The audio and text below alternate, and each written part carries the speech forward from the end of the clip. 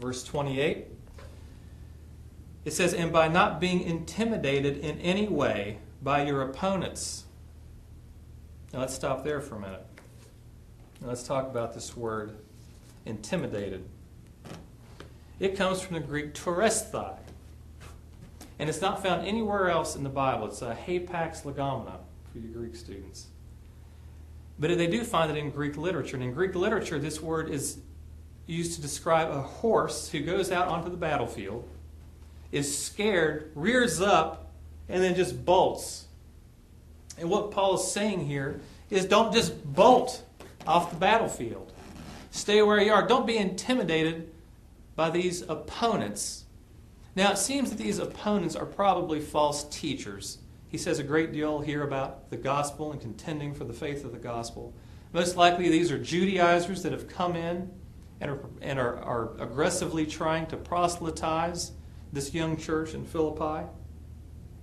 So Paul recognizes them as opponents. And then he says this, by not being intimidated in any way by your opponents, a sign of their destruction, but of your salvation, a sign which is from God.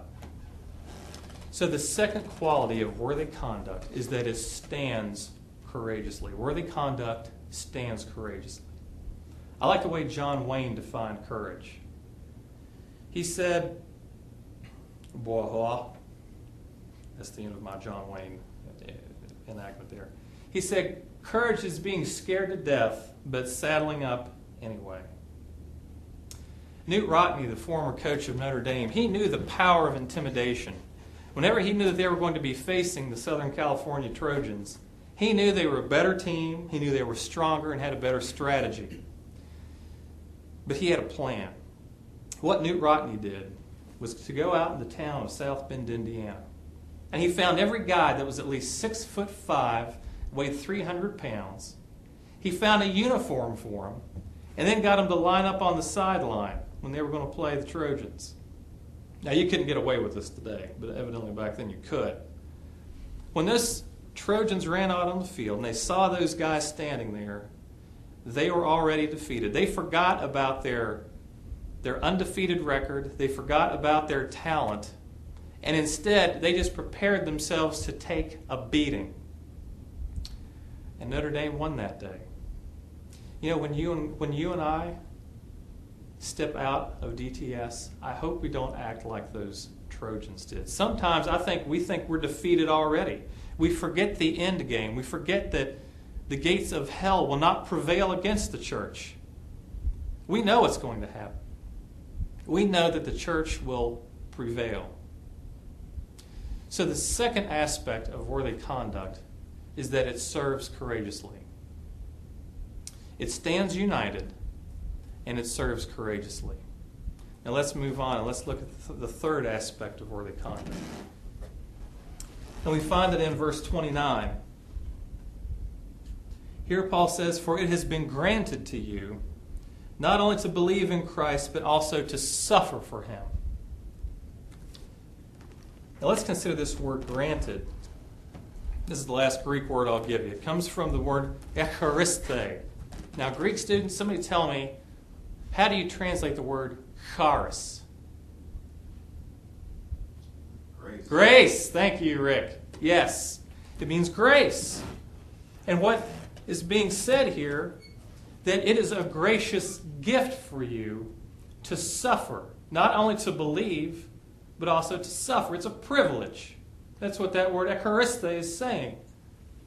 And Paul says, for it has been granted to you not only to believe in Christ, but also to suffer for him. This gives us our third aspect of worthy conduct. It suffers graciously. Whenever I think about the idea of suffering graciously, I can't help but to think about my own mother. Whenever I was growing up, my parents put me in a Christian school.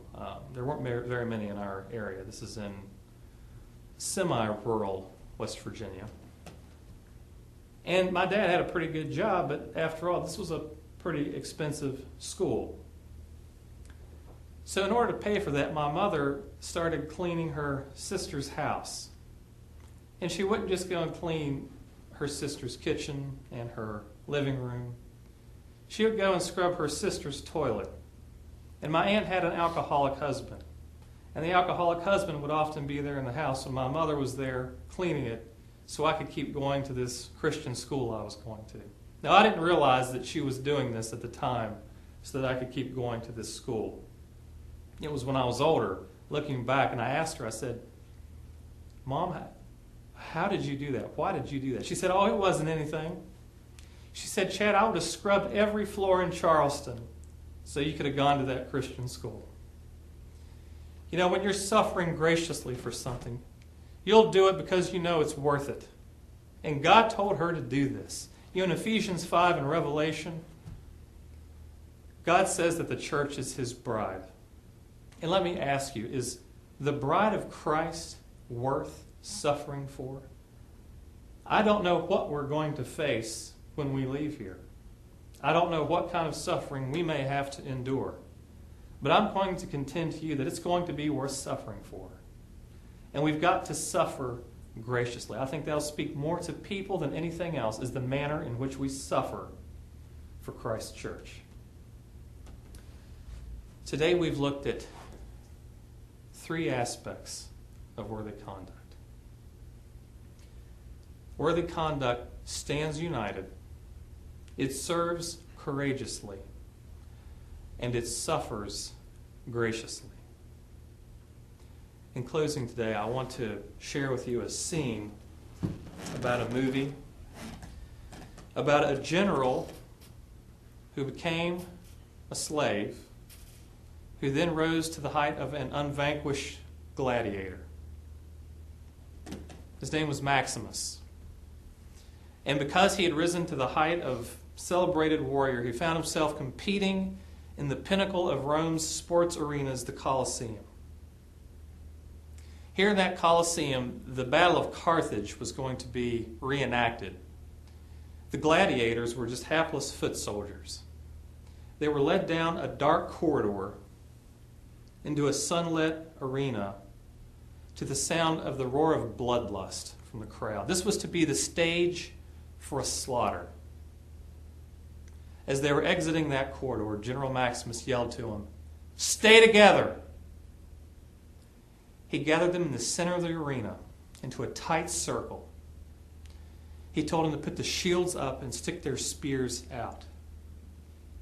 And in that position, he said, "Men, whatever comes out of that gate, we stay together." Well, the gate opens up, and then Rome's elite warriors begin to come out. First, the war horses rage with deathly agility, with earth-shattering strength, pulling these wagons being driven by master charioteers. Following that were these Amazonian warrior princesses who could hurl spears and shoot arrows with deadly accuracy. About that time, one of the men in the group, he got scared and he decided to break loose. As soon as he did, he was cut down. Maximus yelled again, "Stay together!" The chariots began to encircle them and ride in circles, and they got closer and closer. And Maximus told the men, "Stay together."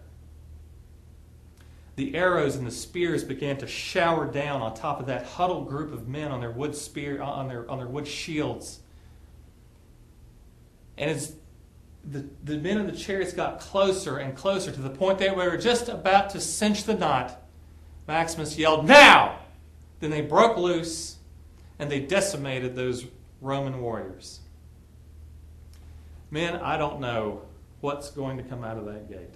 I don't know what apathy, I don't know what level of intolerance we're going to have to face when we leave here. But I pray that we stay together. I pray we stay together and practice worthy conduct